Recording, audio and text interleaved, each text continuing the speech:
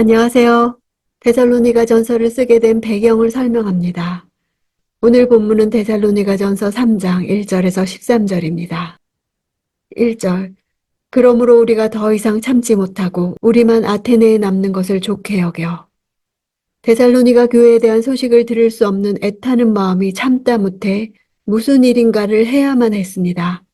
원어대로 풀면 이러므로 우리가 참다 못하여 아테네에 홀로 떨어져 있기를 감수했다로 번역할 수 있습니다. 자기 대신 디모데를 보내고 혼자 남은 자신이 방기된 것 같은 체험을 기꺼이 감당하고 있다고 말합니다. 데살로니가 교인들과 동병상련의 정을 나타내는 것입니다. 2절. 우리의 형제요 그리스도의 복음 안에서 하나님의 동역자인 디모데를 여러분에게 보냈습니다. 이는 여러분을 견고하게 하고 여러분의 믿음을 격려함으로. 바울은 갓 시작된 데살로니가 교회가 현재 당하고 있는 공격에서 잘 살아남을 수 있을지 몹시 염려되었습니다.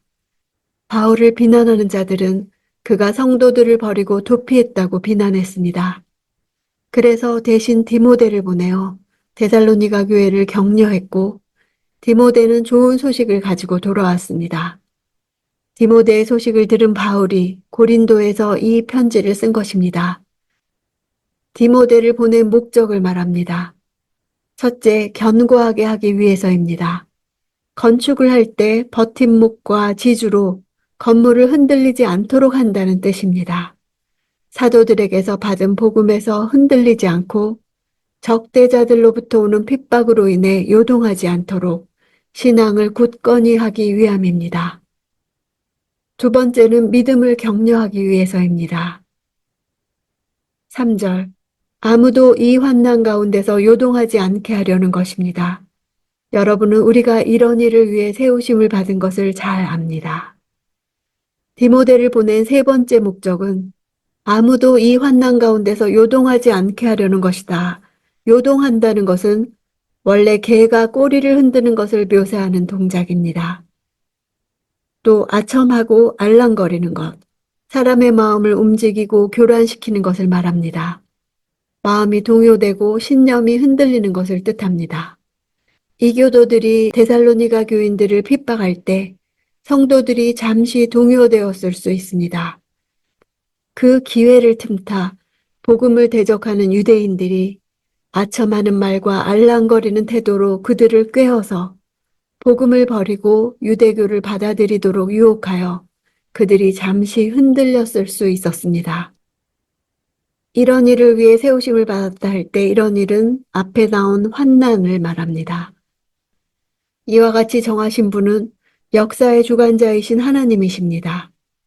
복음을 전하다 환난을 당할 때 낙심하지 않을 이유가 됩니다. 하나님이 주관자이시기 때문입니다. 6절. 그러나 지금은 디모데가 여러분에게서 돌아와 여러분의 믿음과 사랑에 대해 기쁜 소식을 우리에게 전하고 또 여러분이 우리에 대해 항상 좋은 기억을 갖고 있고 우리가 여러분을 보고 싶어 하듯이 여러분도 우리를 간절히 보고 싶어 한다고 전했습니다. 디모데가 가져온 좋은 소식은 핍박을 받으면서도 데살로니가 교인들이 믿음에 굳건히 서 있을 뿐 아니라 바울을 전혀 원망하지 않는다는 것입니다. 어려운 상황 가운데서 아주 큰 위로와 확신을 얻게 된 바울은 데살로니가 교인들을 칭찬하고 격려하여 그들이 믿음에 더욱 굳건히 서서 그리스도의 사람들답게 계속 살아가도록 하려고 데살로니가 전서를 쓴 것입니다.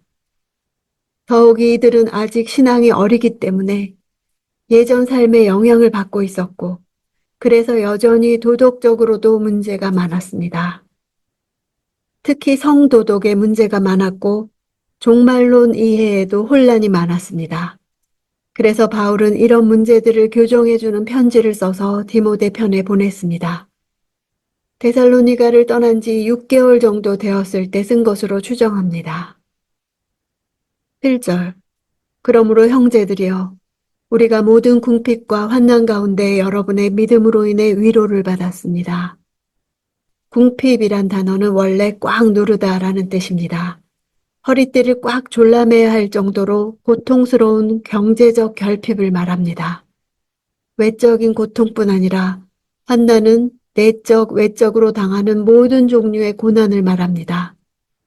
자신을 마게도냐로 부르신 것을 확신하고 있었지만 그 마게도냐 지역에서 이리저리 쫓겨다녀야 했기 때문에 하나님의 인도하심이 과연 맞는가에 대해 바울도 심적 고통이 있었을 것입니다.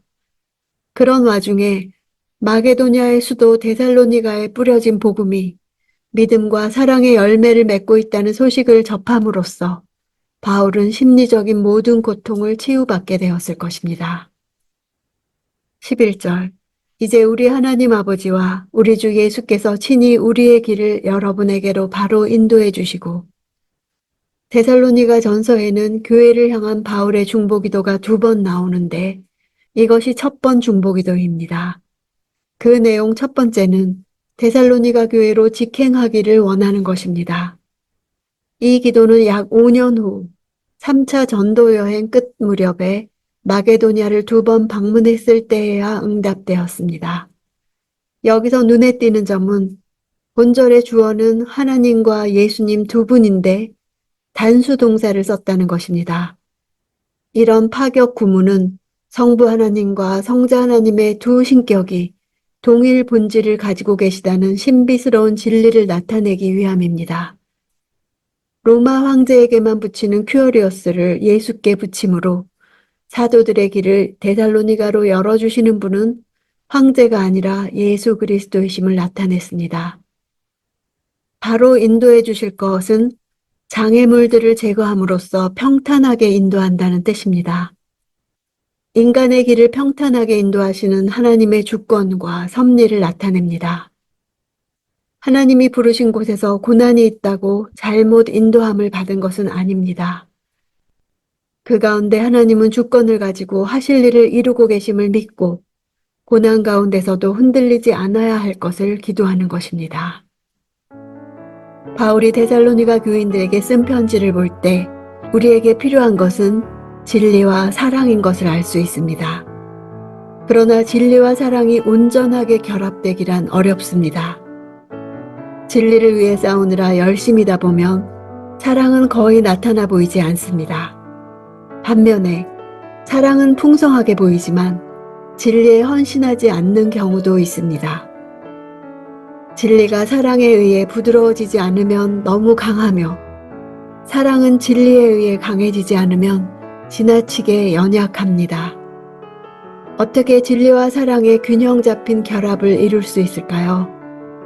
답은 오직 한 가지, 성령의 능력으로 할 수 있다는 것입니다. 왜냐하면 그분은 진리의 영이시며 성령의 열매는 사랑입니다. 그러므로 내게 성령 충만함보다 더 필요한 것은 없습니다.